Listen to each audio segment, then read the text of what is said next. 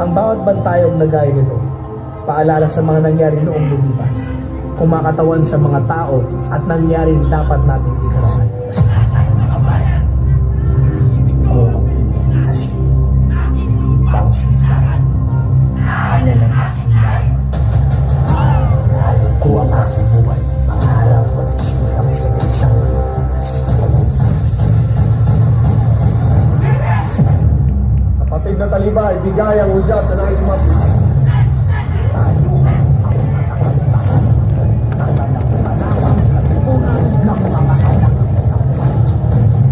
Sisimulan na natin ang revolusyon.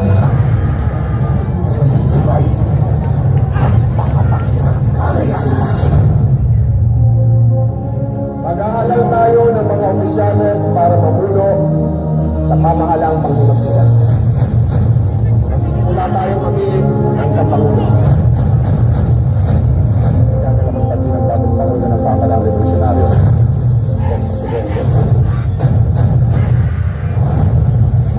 Sinulumin ako, yung Pumilo Ginaldos sa pagkapresidente.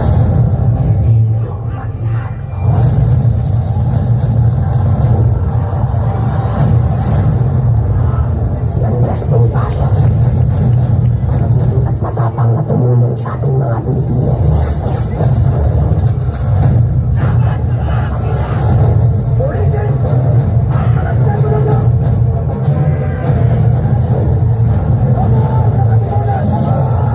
Andres Bonifacio.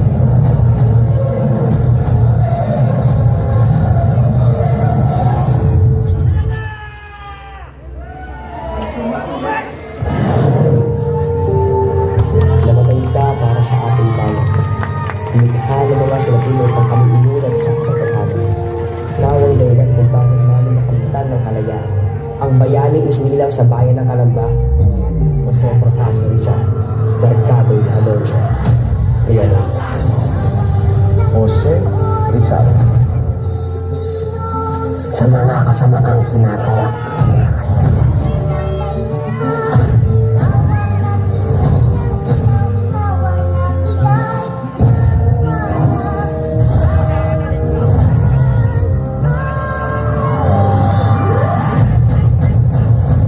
Ang hindi marunong magmahal sa sariling wika ay masahol pa sa hayop at malansang sila.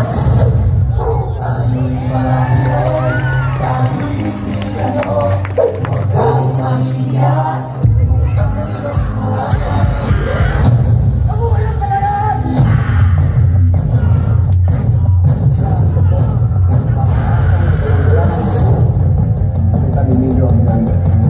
Hindi ito para sa presidente.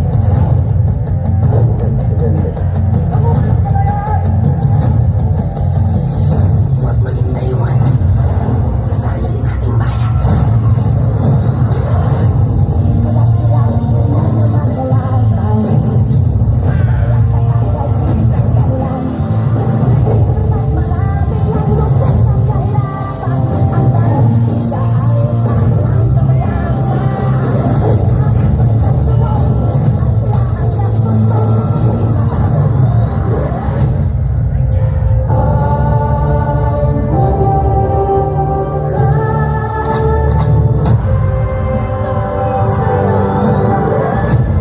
Naging taglay mo ang katangian ng isang pamilya.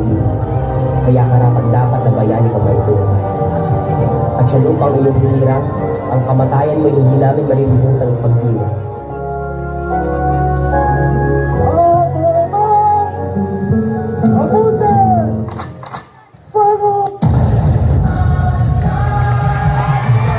Kaya sana hindi malimutan ng mga Pilipino ang iyong mga ginawa.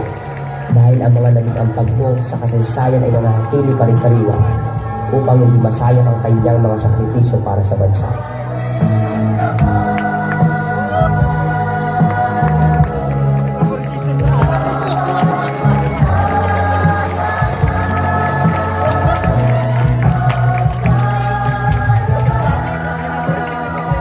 At yan po ang P-Squad from Valenzuela City. Sama.